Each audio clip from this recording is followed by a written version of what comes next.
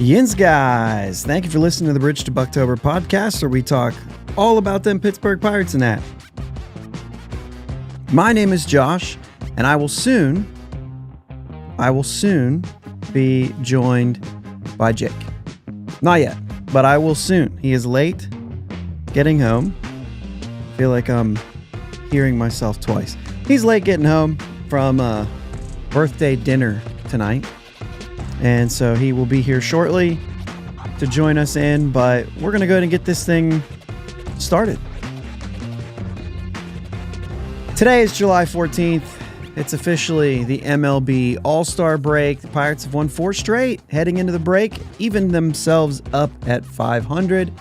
And the draft was tonight too, so we're going to talk about it all. We're going to talk about it all. I got to take the hat off.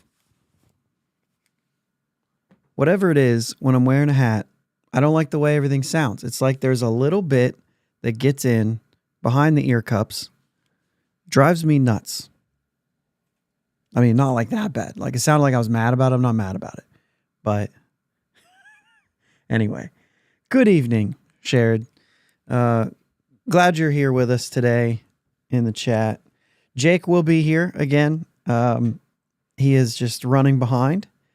And so he's going to catch up. I'm sure that I'll get a text from him before too long that says, hey, I'm in, man. Get me on the screen.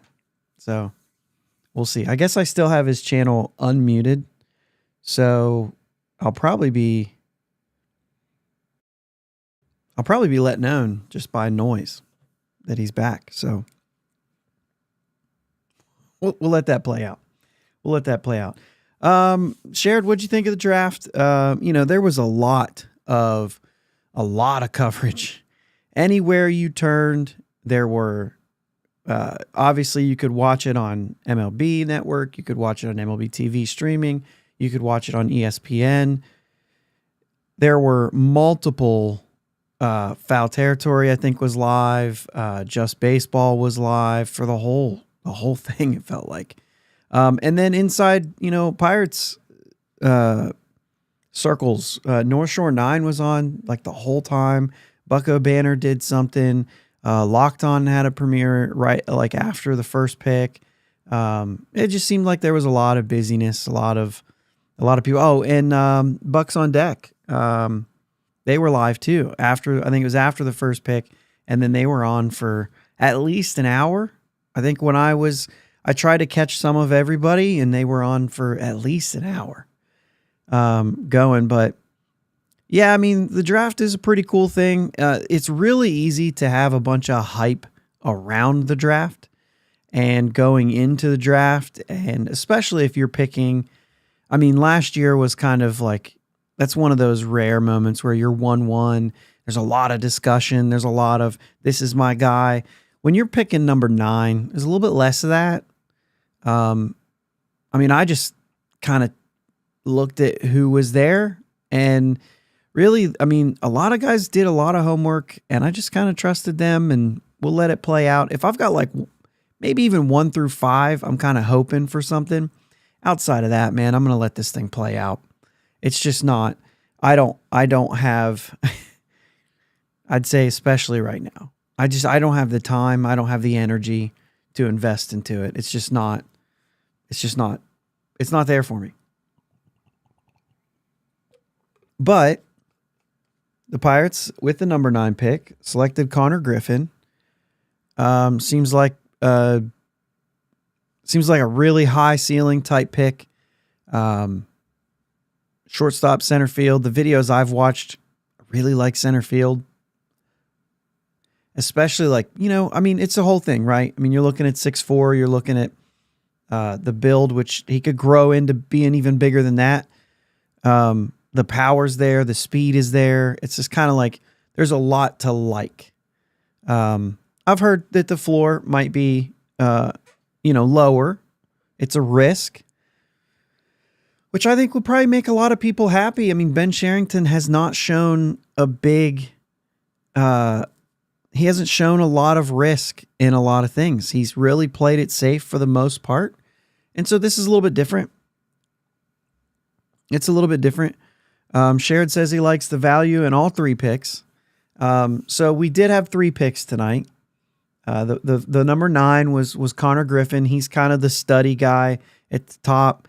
All 3 high school picks, which once again, kind of interesting.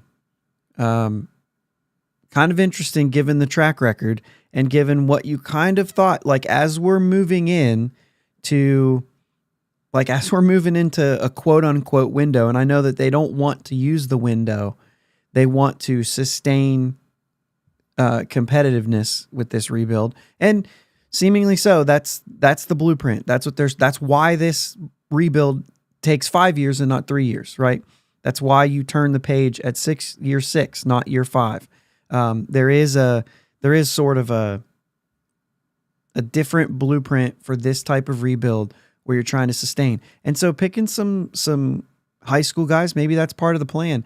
By the time you start to see, Cruz and Reynolds and, the position player wise, because this guy's a shortstop outfielder. But when you start seeing these guys kind of fading out of what the control is for them, you're going to have this kid ready to go if all things work out that way. He's also immediately a big trade chip.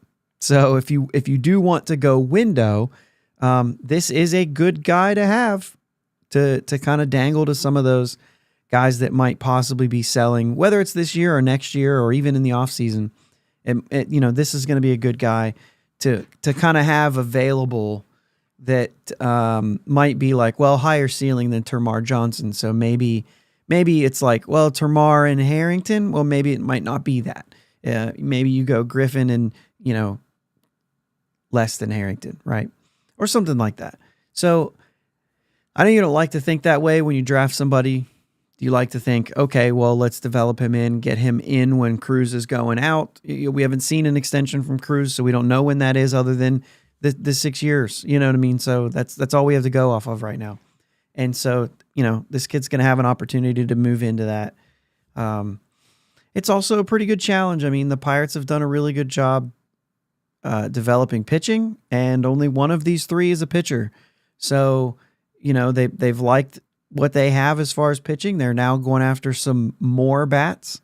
And maybe that's something, but Nick Gonzalez, Henry Davis is, so far still waiting to happen. Termarr Johnson, obviously, still down in the minors. But you have Nick Gonzalez was kind of one of those guys that was like, yeah, this is the high floor kind of guy. And so what you're seeing from him might be what you see from him. Maybe he gets better, but it's a pretty safe pick, right? And I think that's kind of what we've seen from him quite a bit. And then how this has kind of changed a little bit. And so kind of interesting there. They also selected the other 2. There was a pitcher, 37th pick overall, Levi Sterling, a high school pitcher. And, there we are. And the 47th pick, a shortstop, Wyatt Sanford, which I understand is Chance Sanford's son, who played for the Pirates for a minute. So that's pretty cool. I don't know a whole lot about really going into this. None of these guys. So it's just like I said, it's just one of those things. I learned a lot about Konnor Griffin tonight. I watched some videos. I looked up some of the stuff, some of the scouting reports, some of the things that people are writing about him. He's impressive, but you're picking number 9. I mean, if he wasn't impressive, I think I'd be really upset. So So Konnor Griffin, guys, that's kind of your big name from the draft. There will be more players, but that's it for tonight. And so that's kind of covering that. We'll get Jake's thoughts on Konnor Griffin if he's got any when he gets in here. So far, haven't heard from him. So I think he's coming soon. So let's go ahead and get on to the Pirates, right? I mean, there's been a lot of focus on the draft and everything like that. But hey, we had a pretty good week of Pirates baseball. And you anytime you get that, we talked about the Milwaukee, you get a series in Milwaukee, that's a big deal. And then going into a weekend with the White Sox, Well, before Sherrod's got something here before we get out of there. Drafting high school players do have a risk. Have gotten burned in the past. Yeah. I kind of made a comment in a group chat I have, made a comment about Cole Tucker. Obviously, this is different. This is a different guy. I mean, Cole Tucker never really had power, and I was reminded of that when I made the joke. So it was good. But seriously, I mean, this guy is probably, and like I said, I really think from what I understand and what I'm reading and what I'm watching, maybe center field is the way to go. I would encourage them to play him in both just for trade value, just in case you go that route.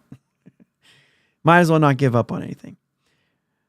But let's talk about this series. It's the White Sox, right? And you're going into it. They're the absolute bottom team in the American League.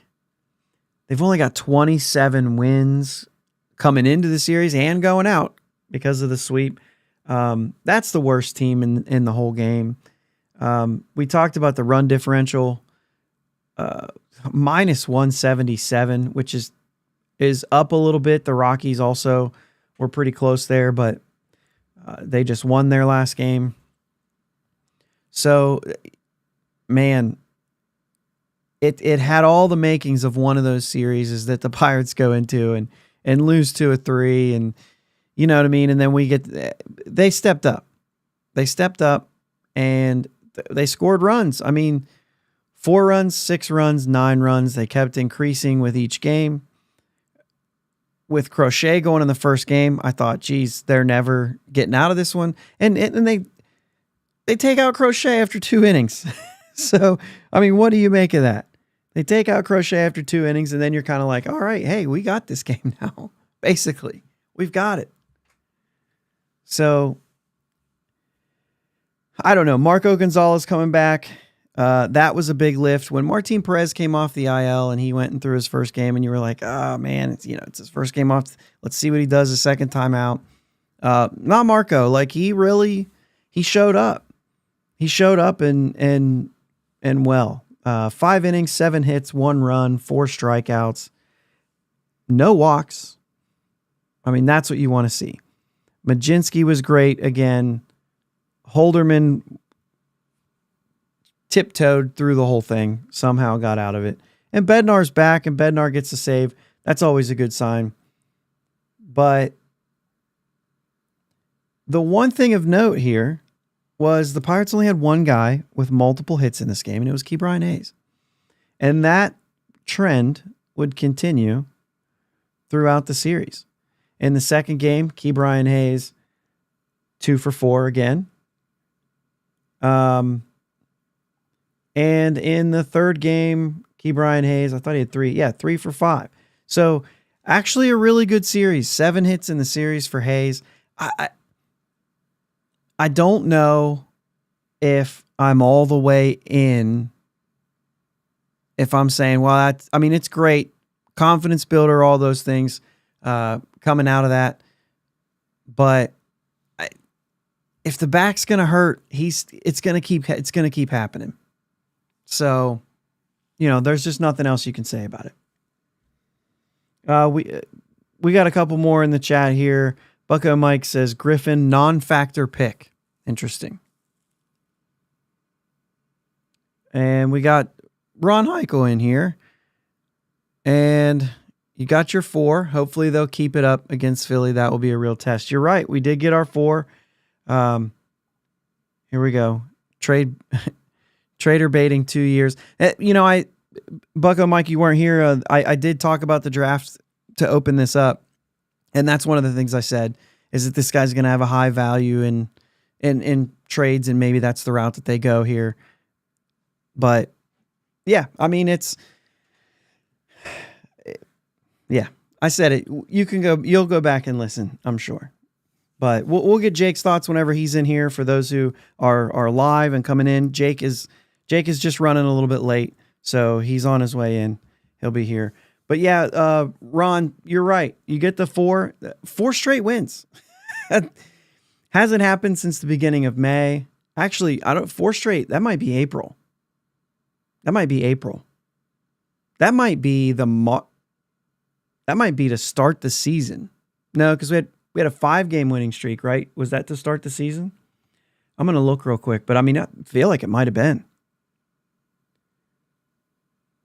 because we started off. Oh, it jumped on me. Yeah, we started off with 5 straight wins, and that was our longest streak. Yep. So right out of the gate, that's your longest win streak. We had a losing streak that went a little longer than that, but we never went more than 3 straight after that, and that was May 4th, 5th, and 6th. And then we lost 3 straight on the 7th, 8th, or the 8th, 9th, and 10th. Oh, the 7th, 8th, and 10th, 9th off. And then Skenes showed up. And since Skenes showed up, this team is, I believe, 31-26. I think that's the number I looked up was 30-26. But 31 big pickup. Hey, there we go. He's here.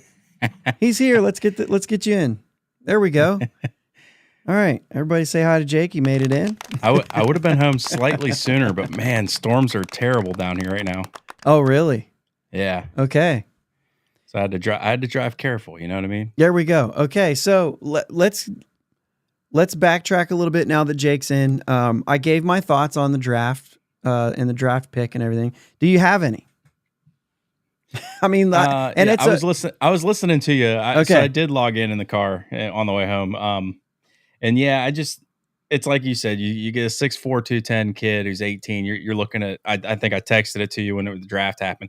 You're looking at a 6'4", 225. My opinion's going to end up, even if he is a center fielder or corner outfield, it's going to be a big time power bat, in my opinion, if he develops the way we hope, obviously, which I feel like the night of the draft, we always hope. Yeah, I mean, I feel like it's a night for hope, right? Yeah. Yeah, you're kind of missing the point if you don't have a little bit. If you're not a little bit excited about it, and I know you said 9th pick overall, it's just kind of like, right? It's for me, it's still a top 10 pick, and down the road, you look at a guy in a trade, and you're like, I mean, he was a former top 10 pick. I know most of the time you're like, he was a number one overall pick, but even a top 10 pick still legit. Right. So. Right. I'm excited to see what he has in the tank and see what we can develop him into. Yeah. Did you happen to see that Wyatt Sanford is Chance Sanford's son? I was literally walking up to my front door when you said that. Yeah. Wild. Okay, so let's get back into the games now. I'm talking a little bit about Hayes and a 7-hit week and a little bit about we got Ron here in the chat says, if Hayes slaps singles for average with Gold Glove defense, I'm good with that. I am too. I feel like, we talk a lot about Hayes and whether he can pull the ball and whether he can lift the ball and all those things. And there is a part of me that just kind of says like, hey man, just, go ahead and go backside. If you're comfortable there, I just honestly, Jake, I don't see with the backaches and all of that, I do not see the power happening this year. Or when is the back going to stop hurting, right? Because that's when the power could develop. Yeah. So, yeah. By the way, what do you got there to drink? Just gonna, is that a little Whataburger? Oh, Sonic. It's a Sonic. Okay. Yeah, it's just I'm always jealous when you have the Whataburger, So listen, you'd be even more jealous because birthday dinner tonight was at Outback. So that's my favorite. It was delicious. Yeah. So we tapped the 1919 root beer keg today. Nice. Yep. We had a ton of people here for roast, which means I don't have leftovers. Nice. Very, very much. Well, that's good though. You know what I mean? But we did open it up, and so I grabbed a little bit without the logo and all that, but I did grab a glass because there's still some in there. Nice. But yeah, so it worked out. So Hayes 7 hits, going backside, yada yada. We got a couple here. Hayes and Palacios talked to Rowdy's dad. I don't know. Maybe Bucko Mike, this organization is a developing pitching organization. Hey, I'm all about it. I still think that there's a way that you can acquire bats a lot easier than you can acquire arms. So I'm all about it. Yeah, and I think that was a reference to me saying hopefully we can develop him into something. Like, Yeah. some guys can develop on their own too, and just make it happen. Yeah, I mean, we've talked about that too. We've talked about the player has to still pull his weight. It's not on the organization. Like, it's most of it is on the player, right? But there are things an organization can do and have done in the past. This organization has done in the past where they forced everyone into being the same type of pitcher. And they had the whole military workouts and, you know what I mean? All the different things that they've done, or like, Los Angeles, when they got into trouble, the Angels, not the Dodgers, when they got in trouble with like how they were treating, like how they were housing their players, you know what I mean? 6 players to a room and things like that. And so like when you hear stuff like that, it's like, yeah, there are things you can do to be like bad. But as far as being good, I think a lot of that is not just on like how well you've developed a player. I mean, there's a lot you can do to develop a player. Don't get me wrong. Like there definitely is. But a lot of it is creating that atmosphere, not stopping them, pushing them to continue to grow. But there's also like, if the players don't do it, there's not much you're going to do. Like, even if you do everything right. And the other piece of that is you have a development plan and you have a process for all these kids to go through. But if you missed on your evaluation and your drafting, you're also going to miss on development because you didn't get the right players. And so I think a lot of that has to do with, is this group seeing good talent and drafting them? I mean, you could make a case that the former regime actually did that. Mitch Keller, Quinn Priester, who, he's 22 years old, 23 years old. He's not done yet. But we've seen some of these guys, even some of the guys throughout the years who've gone on. Like, I mean, Garrett Cole had one good year here. Like, he had one Garrett Cole type season in Pittsburgh. Mm-hmm. The other seasons were, they were fine, but like he had one Garrett Cole season. And then he left and he took off. Now, a lot of that was the sinker ball thing, right? But the point is they still drafted a really good player. Right. You know what I mean? It just that it was other things that you did. So like there, you could make a case that they were seeing that. Or Bucko Mike's favorite guy, Kevin Newman. He's always telling me Kevin Newman's statistics on the year. Which is pretty good right now. It's pretty good right now. So, yeah, I mean, obviously it is interesting to me, though, that it has been a lot of pitchers drafted. And now going with a little more hitting is like, are you just taking the best available? Probably. You taking the guys that you've liked the best? You know what I mean? Mm-hmm. Probably. Yeah. So it's just so much. I think we say this every year. It's just so much different than the football draft. Yeah. It's just so much basketball, football. We were talking about that today with our friends over here. It's just like those guys are immediately impactful. You know what I mean? Yeah. And like you don't get a Paul Skenes, Wyatt Langford very often. No. It just doesn't happen. You know what I mean? And I imagine Dylan Cruz, it will be well on his way. You know what I mean? Mm-hmm. Right now, doesn't it feel funny though, looking back at last year's draft, Paul Skenes, the excitement around all of that. You and I were a little bit split. We didn't really know. We liked what we saw in Skenes. I think you were on Skenes, right? Am I right? Mm-hmm. I was kind of like, if you take a bat, I almost want you to take Langford. That's the way I remember it, but I don't, you know what I mean? I don't know. But they went with Skenes, and it's so funny right now. Hindsight is 2020. Like, is there any part of you that could have imagined, even Wyatt Langford, who's been up and around, you know what I mean? But like, is there any part of you that could imagine seeing Paul Skenes with Washington right now, who's kind of been in the mix? They would be in the mix. Yeah. And then we'd be sitting here with Dylan Cruz and Altoona saying, oh, crap. We did it again. You know what I mean? Right, yeah. Skenes was Bucko Mike's guy. He was a lot of people's guy. I mean, there without question. Without question. Yeah. And that's part of what I'm saying here is like, how could you not? You know what I mean? So anyway, I like it. We've got a lot of that talk. Let's hit up right here. Ron Heichel. I'm gonna get some of that 1919. You should, man. It's Yes, good. you should. And I know that nobody from 1919 is listening, but you know, I'll drink a root beer every episode. You send me. You send me the root beer. 100%. So anyway, back to Hayes because there is a little bit here. Bucko Mike says he needs to drive in runs. 50 to 60 RBIs from Hayes if he's hitting singles and doubles. The analytics tell you, and this is not the philosophy, right? These are the actual numbers. They tell you that slugging percentage wins games. It does better at scoring runs. It does better at winning games than on base percentage, than average. Then all, you know what I'm saying? So like there was that whole Moneyball was like, just get on base, just get on base. The get on base doesn't work without slugging. And so like you can get guys on base all day. We can see that. We've seen that this year. How many times we got guys on base and then we say, what's the average with runners in scoring position? Right. How many times we leave 14 runners on base? You know what I'm saying? And so it's not just that. You know what I mean? It's that's it. You know, you never pass on a legit ace. All right, let's keep going here. So,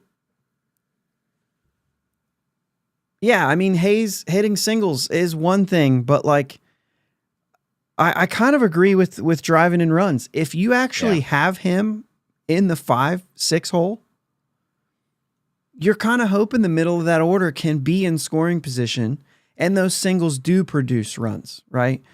Yep. But ultimately, if he's going to get on base hitting singles and even doubles, if he's going to do that, it's better than if he doesn't. And so far this year, he hasn't been. You know what I'm saying? Exactly. Yeah. So far, it hasn't been. So anyway, it's good to see. I hope it builds some confidence moving forward into it's one of those things is like, oh, you just got hot. Now you got to take a break. Key said in an interview afterwards, the break's not really that long. He's like, you get to see friends for a couple of days. You get to not think of baseball and then get right back to it. I don't think that it ever hurts to have a nice series. I don't care if you've got a week off or not. It's still like now you get to get that week of like, hey, I can relax. Imagine struggling into the All-Star break and then feeling like you have to hit the cage the whole break. You know what I mean? There's a little bit of that where you're like, oh, crap, I got to have a better second half. And you can't get that. But this is a way to say, I just 7 hits in 3 games. Exhale a little bit. I think this is very good for Key because now he can relax.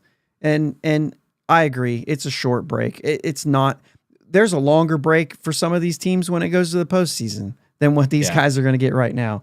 It's beneficial for pitchers, but for hitters, it's almost like, yeah, okay, I'm not even going to get all the way back until I got to turn it on again. Yeah. Especially guys like Kutch, you know what I mean? He's going to be like, I'm just going to start feeling better. I say that because I've been his age, but I was nowhere near in the shape that he is. Right. So I don't think that's very fair. So I think the break, I'm going to go with Kutch for a second. I think the break's going to be really good for him because his stats don't look great unless you're looking at his home runs. They're better than they have been past couple years at this point. But dude's been striking the ball and just has been getting unlucky a lot. Super recently, not as much. But I think he was starting to press a lot, and I think a break could do him good. And then maybe, the baseball gods, you know how that goes. You start getting a little lucky after the break. That would be huge for him and us. Yeah, for sure.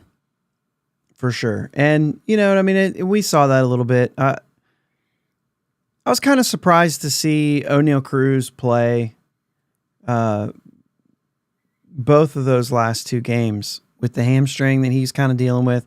Clearly not sprinting for anything. And I'm okay with that. I think if he can, I mean, he ends up getting 2 hits in today's game. Yeah, 2 hits. He drove in a run. He scored a run. And so, you start to look at things like that. He walked twice the night before. No, he had 2 RBIs the night before that. I mean, one on a ground out, and then he have the sac fly. Yeah, he had the sac fly. So, like, he was still productive, even though it was really just 2 for 8 couple games. He was still productive. He drove in some runs, took part in it, made a couple plays, whatever. But all in all, I mean, the runs were scored. 4+ runs in all 3 games. Mm-hmm. And I just can't help, because I'm a fan, right? I understand. Because I'm a fan, I can't help but feel just a little bit bad for Jack Sawinski. I felt like he looked like he might have been turning a corner. He was hitting the ball hard consistently. Mm-hmm. And then he goes to his childhood stadium, right? And he just goes 0 for in the series. Yeah. And I'm just like, gosh, just the third game, I'm like, it's less about even him turning it on or whatever, but it was just like, just get a hit. You're here. You know what I mean? You're at the stadium you went to when you were a kid. Just get a hit. You just really wanted that to happen, and he didn't get it. So, this is interesting. Bucko Mike says that Hayes is hitting 263 in the 5 spot, and Gonzalez hitting 300 in the 6 spot. That's really interesting. Yeah. And if Hayes is going to slap singles, like if that's what he's going to end up doing, and he's on base for Gonzalez, we know that Gonzalez does have a knack for driving it in a little bit. If he can, he hits so many doubles. If he can start hitting doubles, now you got second and third or key scores, depending on, you know what I mean? Yeah, Key's going to score a lot of those, probably. So, interesting. I like that. Yeah, overall, great series. The pitching, too. What do you think? What do you make? Well, first off, Luis Ortiz was great. This guy's a bona fide, like he's pitching his way into the rotation, and you're going to see somebody like Martin Perez come out of it. Yep. Mitch Keller goes 3 innings, though. Was not sharp. And it ends his streak. 49 straight starts of 5 innings or more. I don't understand if this was a plan. I know that there was some people saying, well, maybe he got into the All-Star game and they realized that, so they're going to short him some innings here so that he has an opportunity to pitch. I don't think that's going to be it. Like, I just don't. I don't know if it was just a rest thing or if it was a, hey, man, we were going to go 5, but we'd rather win this game. And right now, I don't know if we can trust you. 3 innings, 2 runs. He had already walked 3 guys. He gave up the homer. Like, it felt not good. And I know that sometimes Mitch just cruises through that type of thing and settles in and goes 5. Yeah. But I don't mind them with a little bit of urgency here saying, let's try Quinn. You know what I mean? And Priester went out there, gave him 2 innings. He gave up a run himself, but it was he got into trouble and then really kind of got out of trouble and allowed that run to score. So I thought that was, still all right. I didn't get to watch the game. I was at work, but like, I don't know. I don't love that. I go through this all the time, right? Starting pitchers are starting pitchers. Why in the world? I don't know. I don't like bringing Quinn Priester in relief if he's not like pre-planned. Well, he's not a starter right now. You know what I mean? You've got I'm going to blank that by. You got Skenes, you got Keller, you got Perez, you got Gonzalez, you got Ortiz. So Priester right now is on the outside looking in. He's in the bullpen right now. Yeah, I guess that's true. So he's a long man. You know what I mean? So when you have a guy that goes 2 innings, or 3 innings, and you need to get him out of there, Quinn Priester's the exact guy you go to right now because it was Ortiz. But Ortiz is there, man. Yeah, you're not moving Ortiz. No, he's hot right now. He's in there. So, yeah, no, definitely there. Here you go. Nick Gonzalez with runners in scoring position, 304, a homer, and 26 RBIs. I mean, that's what I'm saying. Like, this dude he's here, right? And that's a big time. And because we've even talked about it on this show how good pitching development is and how like we're not really sure about hitting. That was a safe draft pick who kind of fell to 7 too. Could have been drafted higher. So Ron Heichel here says Sawinski needs the proverbial change of scenery, betting he gets traded here soon. I disagree with that. I don't think he needs a change of scenery. I think he's just having a bad year. Yeah. I think that he made some changes in the offseason. Probably prompted, hey, you need to do this. This is what I want you to work on. Probably don't strike out so much.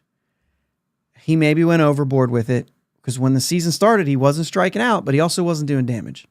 Yeah. And I think it knocked him out of sorts. And now he's trying to right the ship. And you see flashes in the middle of it. a season is tough. In the middle of a season. And it's very hard. He's gotten just recently, some questionable calls on some at-bats that would have been productive at-bats. However, I don't see that from Sawinski. I still think he's the reason that this team is only 500 right now is because of guys like Jack Sawinski, O'Neal Cruz, Rowdy Tellez, which Rowdy Tellez is a little bit interesting because he's been so hot that he's really evened it out to be the expected production, but he was so bad, right, that we had so many holes. I mean, Grandal, you could say, Henry Davis, really, you know what I mean? Mm-hmm. We had all those guys that were, and Key, that were so bad that, I mean, they're just down years from all of them. None of those guys do you expect to see these types of numbers from. Well, right. Henry Davis, I guess, is fair to say we don't know anything else yet, right? He hasn't really shown us that. I mean, Jack hit 26 home runs. He did show us that last year. Right. Right. He absolutely showed us that. He was very important to this offense. Seeing Key Brian Hayes show up and hit like he did the second half last year was very important to this team. And they didn't deliver. You know what I mean? And that's what we understand right now. But I don't see Jack Sawinski being traded. I see possibly a player coming in and moving him to AAA. I could see that. I did think Jack was making a turn right there, but Palacios has been good. So I feel like he can be a good left-handed presence. But I wouldn't be surprised if you also see another type of move to bring in somebody that maybe could have been Jack. I know that people have talked about Jesse Winker and how, that's a rental. You don't want to make a trade for a rental right now if you're the Pirates. I might. If it's replacing Jack Sawinski, I might do that. Because I'll have Jack next year. And I believe that Jack will be back. Yeah. I didn't mean to rhyme there, but understand, who was it said this again? Ron, understand though that I like Jack. So that's my perspective of things, right? I do believe in his talent and his power. And so obviously I'm not in the front office, so you might be right. But I don't see that happening. I think he's very important to this team. Yeah. I really do. And I think that if he turns it around, that's your trade acquisition in the outfield. And I know that that's exactly what Sherrington said and people gave him crap, but I believe it. I don't know that it's going to happen though. It's really difficult to do that in season. It is really difficult, but we did see it happen with Key last year. Yeah. But the fact that they just saw Key do that last year could be prolonging a move. If they're thinking about it, they might be like, well, let's pump the brakes for a minute. Maybe he has a Key type season where he turns it around. Yeah. Second half. Yeah. Right. It's tough. They're going to let it go. That could end up handcuffing you as an organization too, because then he doesn't turn it around. You're like, crap, we should have made a move. Right. Which is why I say, like, go ahead and make your move. If you've got an opportunity to bring in a guy like Jesse Winker, who's having a good year, and he's a free agent at the end of the year, that's fine. Mm-hmm. Bring him in, get him through this year, and then you you're still in on Jack. If you come and you get a guy that replaces Jack who has 2 more years of experience, Jack's done. Yeah. You know what I mean? You may as well trade him and give him an opportunity to right the ship with that other team. And so, because for the player, I still think it's there, right? So, I don't know. Side note here, Bucko Mike says, Brian Reynolds, runners in scoring position, 329, 5 homers, 43 RBIs. And he says, this is an MVP type stat. Dude, I'm telling you, Brian Reynolds has kind of been, he's kind of been a little different through the process, right? Because we've said he's a really good player, but I don't know if that type of phrasing, like this is an MVP type stat, is Brian Reynolds. Like a lot of people say, hey, multi-year All-Star. He'll have some All-Star games. He's not an MVP guy. And then every once in a while you look at the numbers and you're like, man, I could see that. I could see a season where this guy puts up an MVP season. It's in there. Mm-hmm. He's just not as exciting, you know what I mean, as you would think for a lot of that stuff. That's a jam. I lost one of my lights. I didn't even realize it. I was wondering why I wasn't blinded. Doesn't matter. Looks fine. Anyway, I saw Isak Paredes names coming up as of late, which I initially was like, no, come on. Let's not mess around. Then I looked at his numbers and noticed that I had him at like 31 and just getting hot in Tampa. He's 25 years old. Yeah. He's not just like this guy. This guy's legit. But that's fine. You know what I mean? The team's 500. Yeah. They just won 4 straight. They're going into the All-Star break. They're hitting 500. They've got a little bit of momentum. 500 is kind of like, yeah, but it's 500. What really matters is you're a game and a half out. There's 2 guys between you and the team that's in the spot. Let's see. It is funny because I was telling somebody, I was like, all right, yeah. I was at work. I was like, Buccos win today. We're 500 going into the All-Star break. And I know that's a very Pirates thing to say. Yeah, very Pirates thing. Yeah, we get it. We know what we're saying here. It does sound goofy, but let me tell you something. Oh, Bobby Manfred. Dang it, Bobby. He's letting anybody get into the playoffs nowadays. Yeah. This is the NHL today. It's like, oh, I can have a losing record like in the NFL and you can still make the postseason. Mm-hmm. So here we are in baseball. We're letting everybody in. You get a playoff spot. Oh, boy. Dang it, Bobby. I'm telling you, man. And if the Pirates sneak into the playoffs, I was talking about it with my buddy tonight. And he's like, well, Red Sox and Pirates in the World Series would be awesome because, he's a Red Sox fan.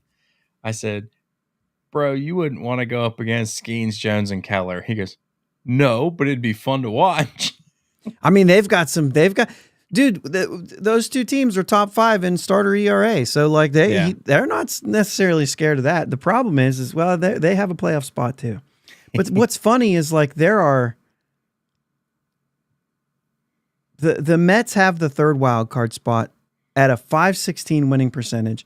The Cardinals are at a .521, and they're a half game above the Mets. In the American League, .521 is 3.5 games out. Yeah. And then, well, there's not a .516, right? There's the Tampa Bay Rays, the same as us. They're 5.5 games out. So it's a 4-game swing from the National League to the American League. And so like National League is down right now. Yeah. I don't know, man. I don't know. And the Brewers are the worst. Seattle's the worst of. If you look at Brewers are the worst of the division leaders in the National League. But how about 1 win different than the Dodgers?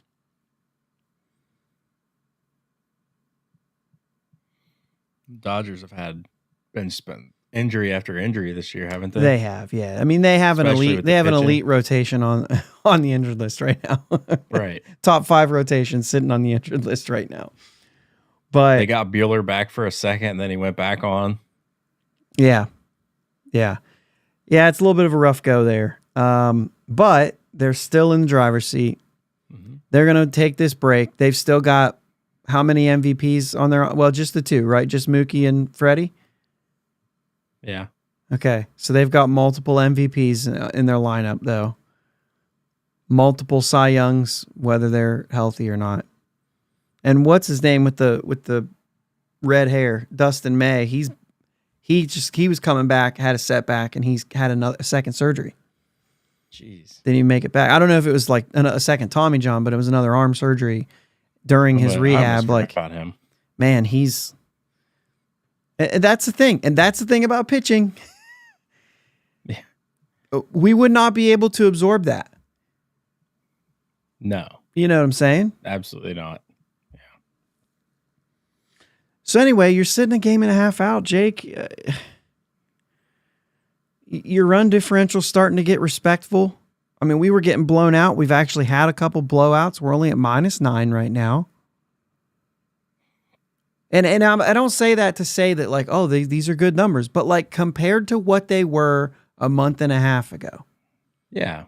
They've done some work. Like I said, since Skenes has been here, they're 31-26. Like if it wasn't for the 17-22 start before that, you know what I'm saying? Like this team is right in the mix. Well, they are right in the mix. Though. That's the problem. Are you serious? Wow. Is that real? That's random. Sorry for the audio listeners. Ron Heichel says in the chat that Dustin May had esophagus surgery. I thought for sure it was an arm surgery. Unless he's just making jokes, which would be hilarious. And I would he's making you do digging. Yeah. I got it here. He'll miss the remainder of the 2024 season. He absolutely. Surgery to repair an, oh geez, how do you have to word it like this? An esophageal tear? Esophageal. Esophageal? So I think that's what it is. Jeez. What a word.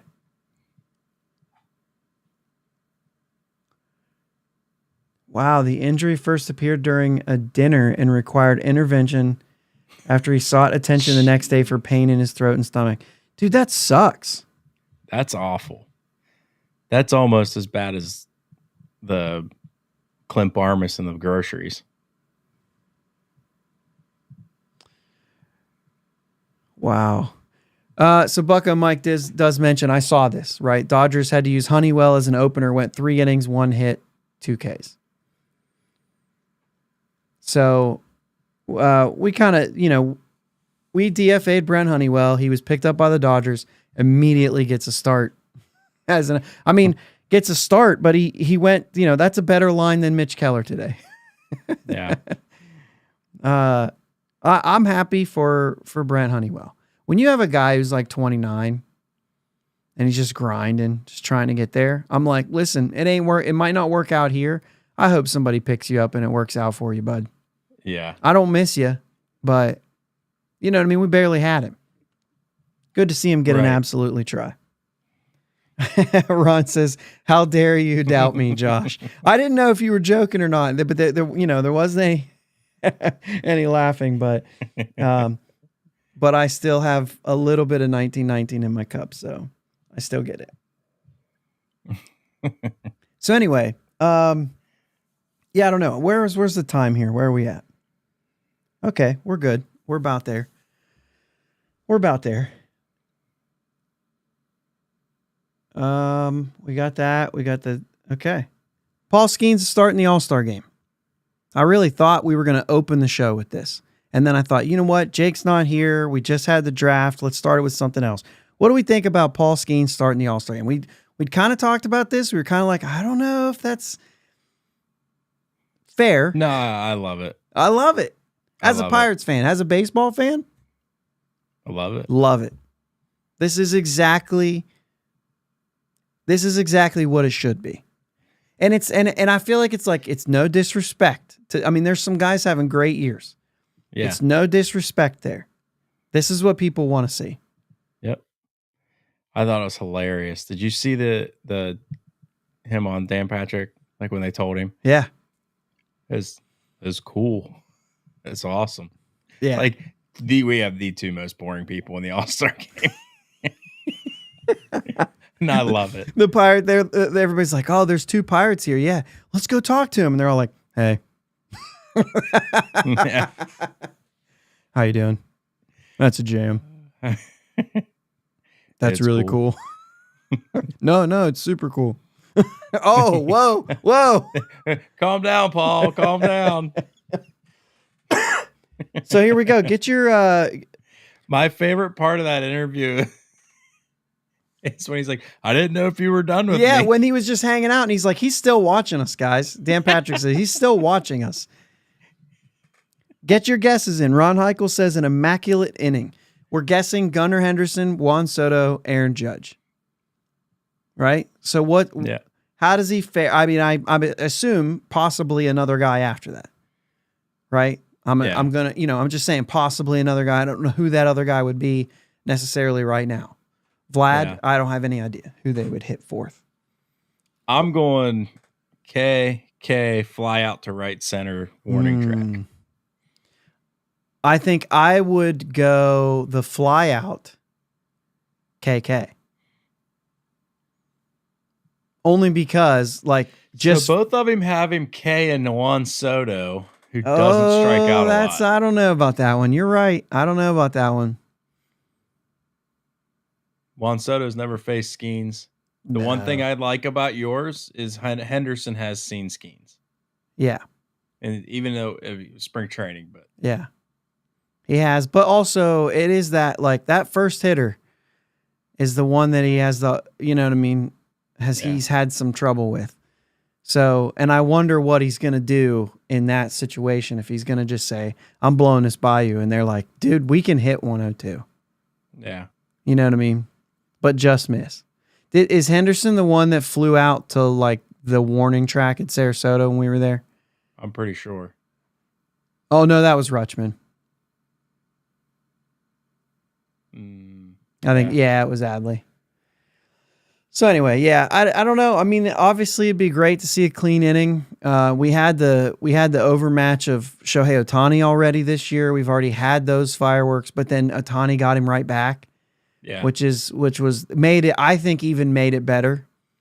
Despite the fact that I'd rather him just strike out every time against us, but I just thought it made the moment even better because it was like, hey, listen, you did get me here, but I also got you. You know what I mean? And that was pretty cool. And then nod to Ohtani. I think Ohtani ended up getting a base hit too, so I guess he got the nod there. He won the war, so to speak. But nobody remembers that. Everybody remembers that first at bat and the second at bat. Nobody talked about the third one. We'll leave it there, right? We don't need him to. But yeah, this would be really interesting. I mean, you can get Judge's strikeout though. He strikes out. You know what I'm saying? He does strike out. So yeah, but he also goes the other way really well, and I think that that's why I'm calling right center for the fly. He's out, right? He's getting the splitter it, but in. he just misses. He's getting the splinker in on his hands, man. That's true. Yeah, he's gonna have to flip that thing around. If anything, it's a ground out. You know what I mean? So have they announced who's replacing Tatis yet in the actual starting lineup? I have no idea. Any shot you think that is Reynolds? I mean, any shot? Yeah. Finish the break here the last week here with a little bit of a bang. What was that? Yeah. That home run was his 17th? Mm-hmm. I mean, that's a number. 18th. That's what I thought. 18th home run. Oh, yeah. So he's got 18 at the break. That's a good number. It is. Hey, speaking of Brian Reynolds and the home run from both sides of the plate, did you see Cal Raleigh's done it twice this year now? He just did it again. No. He just did it this past week again. And that was the second time he's done it. Jeez. Big dumper over there in Seattle. Big dumper. That's what they call him. Big dumper. So anyway, Paul Skenes starting the All-Star game. Really exciting. What are you doing? Are you doing anything for the home run derby or the All-Star game? I'm having my own home run derby at the softball field. That's right. I'm just going to hit as many home runs as I can, and I'm going to watch it on my phone. There you go. I mean, it's not a legit home run derby. I'm just going to try to hit one out every time I come up. Yeah, that's fair. I'll let you guys know how it goes. Yeah. Probably won't be We great. have the week off because we play on Mondays as well. We have the week off, and so I have a couple guys coming over. We're gonna watch a home run derby. It's gonna be a good time. Yeah. All-Star game, anything? I don't know. Somebody might come over for the All-Star game. I'm not really sure yet. We kind of Yeah, I'm not sure. I might see if my buddy wants to come over and watch it, kind of brought it up to a couple people and or go somewhere and watch it. I don't know. sure. I'll stay home. I like to stay home better. I don't know. Tossing around the idea of going to the game next Friday too. Nice. Just a day trip. I mean, we got a tournament on the next day, so I don't know if you can do anything. I'm not playing. You can do anything. I'm not playing. Right. I pulled my calf, so I'm out right now. I'm on the shelf right now. It's feeling a lot better. Good. But, all right, let's wrap this thing up. I think we covered everything we wanted to cover too, right? All-Star game. We got a week off. We're gonna be back here on Thursday. Yeah, we should be back here on Thursday. Who do you got winning the Derby? Any Oh, picks? that's right. Who do you have? You go first. I don't really know. I don't know why. I just have a feeling that Henderson's gonna win it. You know what? I like that because then if he does, Mm-hmm. then we're mowing him down. Like Skenes mowed him down in the first inning. If he wins the Derby, he ain't touching the ball. No. He's gonna be tired. Yep. I forget who it is again. I do the bracket. I did not. No, I haven't. I will though. Well, I got an advertisement that's there for one more second. There we go. Man, I like Jose Ramirez. It's hard to go against Pete Alonso. It is hard. Where's it at? I will Texas? root. I don't know anything about that field. Like, I don't know if it's going to favor a righty or a lefty. Of course, Ramirez So could do either one. I'm But a little bit. This was last year's. you got Pete Alonso, Alec Boehm, Adolis Garcia, Gunnar Henderson, Teoscar Hernandez, Marcelo Zuna, Jose Ramirez, Bobby Witt Jr. It is a little bit different this year. Are they? Because they're not doing bracket style in the first round. In the first round, they are doing it's all 8 against each other, yeah, right? top 4 go. So who's And your then they top go to 4? bracket. Let's do that. Who's your top 4? Anybody in the chat? I know there's still 5 people or so in there. Anybody in there? Throw your picks out there. Throw your picks out there. I want to hear what everybody's got for the home run derby. I'm bringing up the full list here. Okay, so here we go. So my top 4, I have to go with Gunner Yeah. because I got him winning it. I'm gonna say I'm gonna go out on a limb here, and I'm gonna say the top 4 in the home runs right now because I like all those guys, and I want. I don't have the list of the home runs. I just have this. I'm just looking at the cards of all of them. I think Adolis Garcia is the one that slides in that's not in the top 4. So it's Henderson at 27, Ozuna at 24, J Ram at 23, Teoscar Hernandez at 19, Pete Alonso 18, Garcia at 17, Bobby Witt Jr. at 15, and Alec Boehm at 11. Yeah, boom. That's I like to moving on to round 2, like Gunner, Teoscar, Garcia, and I'm gonna go with Ozuna. I think J Ram puts up some numbers, but I don't think he. Gets up no, there. J Ram moves in, Witt moves in, Alonso. Ooh, I don't know. I feel like Teoscar could just show up.